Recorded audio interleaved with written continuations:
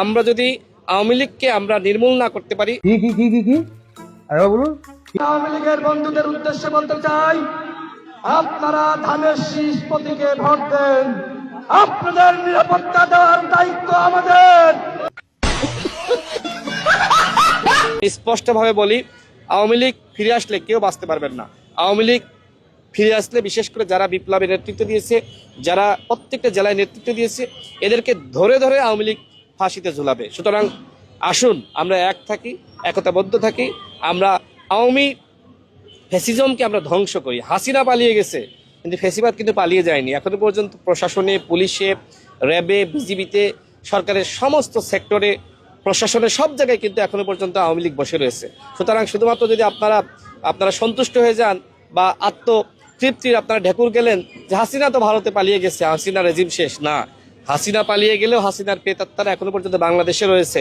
যতক্ষণ না তারা নির্মূল হচ্ছে, আমাদের সংগ্রাম জারি রাখতে হবে।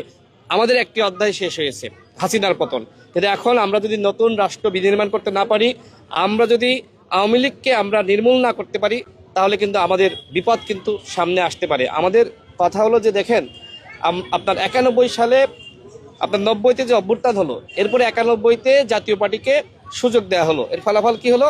জাতীয় পার্টি 25টি আসন পেল এবং পরবর্তীতে জাতীয় পার্টি পুনর্বাসিত হলো। এরপরে কি হলো? এরপরে জাতীয় পার্টি বাংলাদেশের রাজনীতি ধ্বংস করে ফেলিয়েছে। তারা কেনা বেচার মাধ্যমে বাংলাদেশের গণতন্ত্রকে ধ্বংস করেছে। এইবার যদি আওয়ামী লীগ যে গণহত্যা চালিয়েছে, আওয়ামী লীগকে আমরা নিষিদ্ধ না করতে পারি, আওয়ামী লীগকে নির্মূল করতে না পারি, তাহলে কিন্তু ওই জাতীয় পার্টির মতন আবার আওয়ামী লীগ পুনর্বাসিত হবে এবং একটা সময় গিয়ে আওয়ামী লীগ আবার ক্ষমতায় আসবে। তখন কি হবে, কি হতে পারে একবার কল্পনা করেন। সুতরাং প্রত্যেককে আমি বলবো, নিজেদের ভিতর কামড়াকামড়ি, মারামারি এগুলো বন্ধ করুন।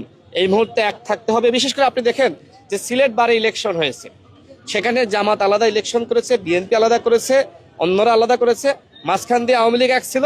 আওয়ামী লীগ কিন্তু সেখানে জিতে গিয়ে সভাপতি, সাধারণ সম্পাদক সহ।